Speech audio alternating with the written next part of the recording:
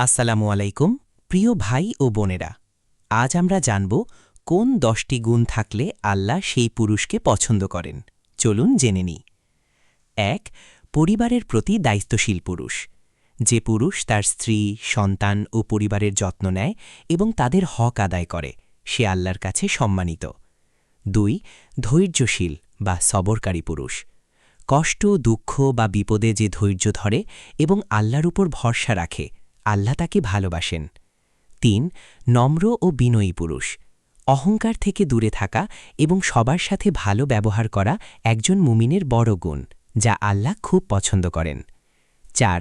তাকওয়াবান বা আল্লাভীরু পুরুষ। যে পুরুষ সবসময় আল্লাহকে ভয় করে এবং গোপনে প্রকাশ্যে পাপ থেকে বেঁচে থাকে, সে আল্লাহর কাছে সবচেয়ে প্রিয়। ৫. সৎ ও সত্যবাদী পুরুষ। যে সবসময় সত্য কথা বলে, প্রতারণা করে না এবং নিজের কথা রাখে, সে আল্লাহর ভালোবাসা অর্জন করে। ৬. পরিষ্কার পরিচ্ছন্ন পুরুষ। যে নিজের শরীর, পোশাক এবং আশপাশ পরিষ্কার রাখে, সে আল্লাহর কাছে প্রিয়। ৭.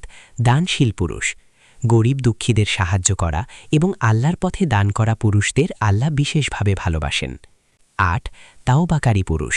ভুল করলে যে অনুতপ্ত হয়ে আল্লাহর কাছে ফিরে আসে এবং ক্ষমা চায়, আল্লাহ তাকে ভালোবাসেন। ৯. ন্যায়পরায়ণ পুরুষ। যে সবসময় ন্যায়ের পথে চলে, অন্যায় করে না এবং কারো অধিকার নষ্ট করে না, সে আল্লাহর প্রিয় বান্দা। ১০.